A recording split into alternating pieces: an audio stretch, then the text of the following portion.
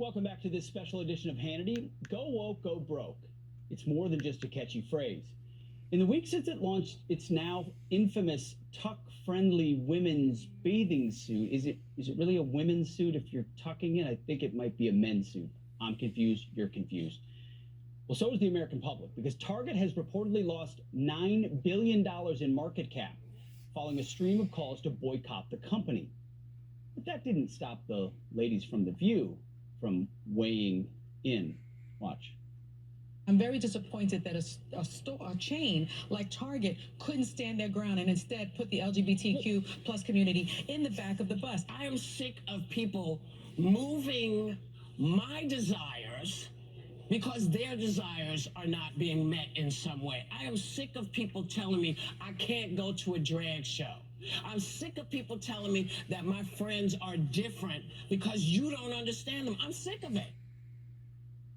No, Whoopi, you can go to a drag show if you want. It's just not the 13-year-olds that should be going to drag shows in local libraries. While the ladies of The View whine and complain incoherently, Anheuser-Busch is, well, they're taking another hit. According to reports, Bud Light is now being handed out for free at some locations, and they probably can't give it away. It's a desperate attempt to move the product as the Dylan Mulvaney blowback continues.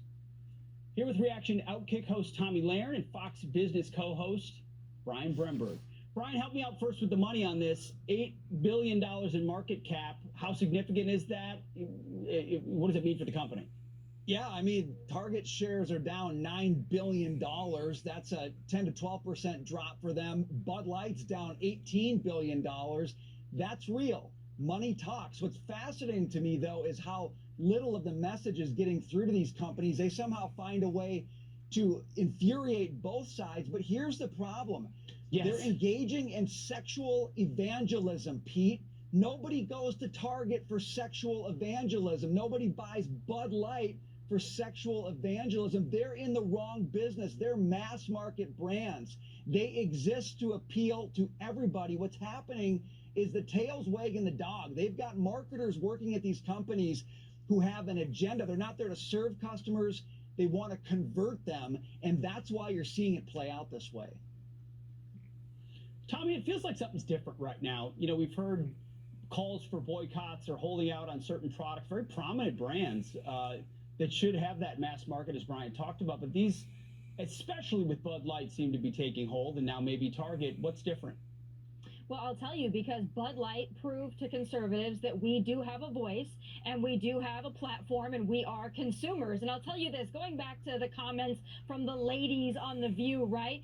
It's so funny that they are saying this, essentially gaslighting the American public, because it's actually the left that has been perpetually offended by everything for at least the last 5 years plus, right? This is the party that wanted to cancel Aunt Jemima, the Land O'Lakes butter, Uncle Ben's. I mean, 2020, we saw so many products be rebranded. We saw so many people having to go through cancel culture, rebranding, because the left was triggered by absolutely everything. But then conservatives got smart and they said, you know what? We can do that too. And instead of just standing up for our microaggressions, we're going to stand up for kids. And that's what conservatives have done. We have taken a hold. We have said we stand up for women's integrity, women's rights, women's equality, and we also stand against the sexualization, the exploitation, and the grooming of children. Conservatives learned with Bud Light that we do have a voice and we can make a difference, and now we're running with it. And the left doesn't like it because now we're playing the game and we're winning the game that they created. Well, too bad, too sad, because we're here to play.